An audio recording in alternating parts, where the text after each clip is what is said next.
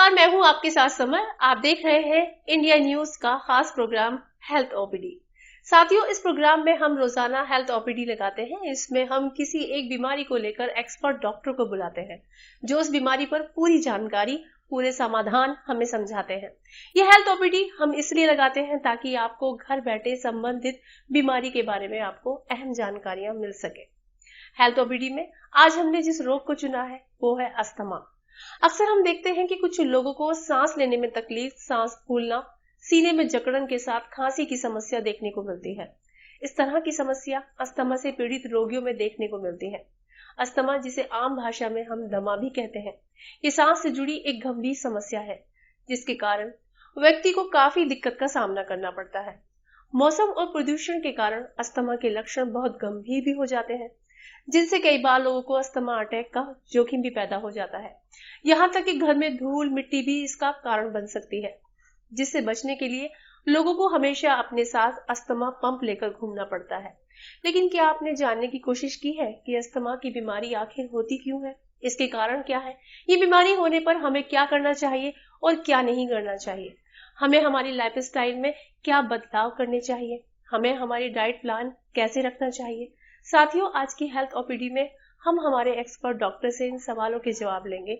आज की हमारी हेल्थ ओपीडी में मौजूद है doctor PP Bose. Thank you India TV, thank you summer, आप लोगों की बहुत बहुत शुभकामनाएं हमारे साथ। डॉक्टर, सबसे पहले हमारे दर्शकों को आप बहुत आसान भाषा में ये समझाइए कि अस्थमा आखिर होता क्या है, ताकि इस बीमारी के बारे में हमारे दर्शक आसानी से समझ सके।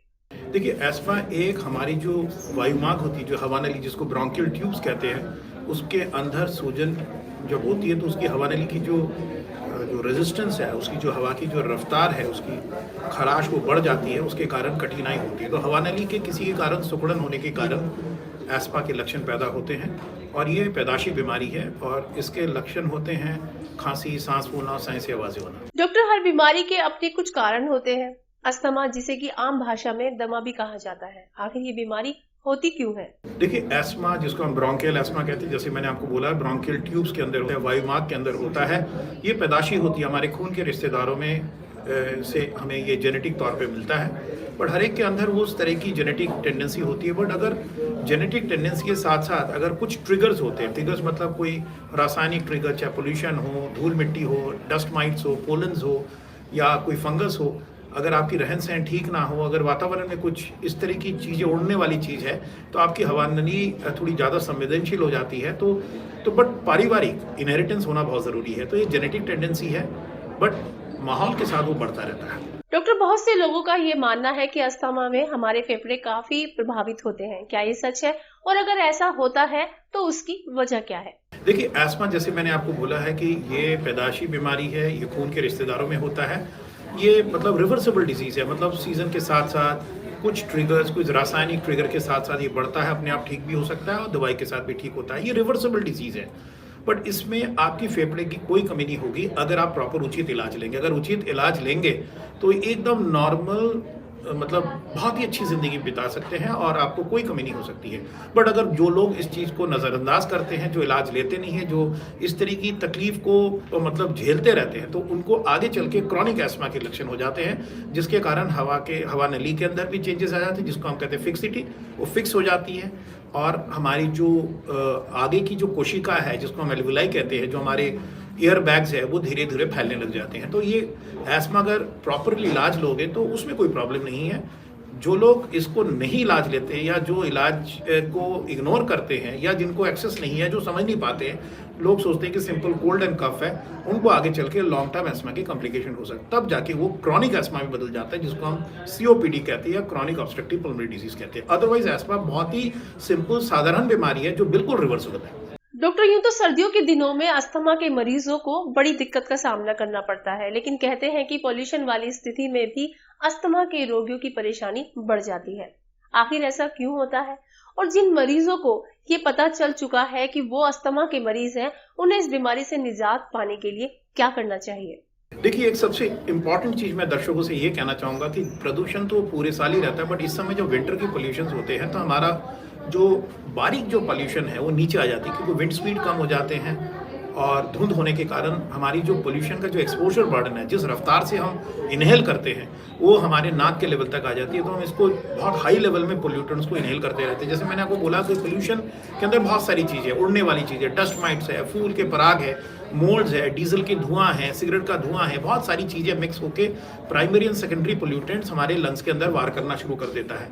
तो इसलिए इस समय विंटर पोल्यूशन बहुत खतरनाक होता है, क्योंकि हम उस पोल्यूटेंट्स को बहुत हाई इंटेंसिटी में, जिसको हम कहते हैं हाई डेंसिटी लेवल में इनहेल करने लग जाते हैं। तो जिनकी हवा नली संवेदनशील है, जिनको फैमिली हिस्ट्री ऑफ एस्मा है, जिनको एस्मा पहले हो चुका है, जो दवाई नहीं ले रहे, वो उनको बहुत ज़्यादा सेंसिटिव हो जाते हैं और उनके एस्मा बिगड़ने लग जाते हैं। डॉक्टर, जिन मरीजों को अस्थमा की दिक्कत होती है उन्हें अक्सर नेबुलाइजर फिर पंप की सलाह दी जाती है। सबसे पहले आप हमारे दर्शकों को ये बताइए कि किन लोगों को पंप रखने की जरूरत है और किन लोगों को नेबुलाइजर की, और हमें इसकी जरूरत क्यों पड़ती है। नेबुलाइजेशन एस्मा का इलाज नहीं है। नेबुलाइजेशन बहुत सारी दवाइयाँ होती है। एक नेबुलाइजेशन में 20 से 25 पफ्स होते हैं। एस्मा का, जैसे मैंने आपको बोला है कि एस्मा एक प्रिवेंटेबल डिजीज है। लाली बिल्कुल खत्म हो सकती है, खराश बिल्कुल खत्म हो सकती है, हवा नली के अंदर जो संवेदनशीलता है, जो उसकी जो रुकावट है, बिल्कुल खत्म हो सकती है। आपको प्रिवेंटिव इनहेलर 2 प्रकार के होते हैं, एक प्रिवेंटिव और रिलीवर। जो आप नेबुलाइजेशन की बातें कर रहे हो वो रिलीवर होते हैं। मतलब जैसे मान लीजिए आपको सर में दर्द हो रहा है, बार बार दर्द की गोली ले रहे हैं, वो तो उत्तर नहीं हुआ ना। तो इसमें प्रिवेंटिव इनहेलर होता है, जिसमें बहुत लो डोज में स्टेरॉयडल दवाई होती है, इसको हम ICS कहते हैं, और लॉन्ग एक्टिंग ब्रोंकोडायलेटर, हवा नली खोलने की एक दवाई होती है जिसको हम लावा कहते हैं, लावा और ICS। ये रासायनिक बहुत लाइट डोज पे होता है। इनहेलर के जरिए अगर आप प्रिवेंटिव इनहेलर लेंगे तो आपकी हवा नली के अंदर लाली नहीं आएगी, खराश नहीं होगी, हवा नली खुली रहेगी। नेबुलाइजेशन इसका उत्तर नहीं है। उत्तर है आप उचित डोज पे उसको कंट्रोल करें। कंट्रोलिंग दवाई की जरूरत है, इसको हम कहते हैं प्रिवेंटर।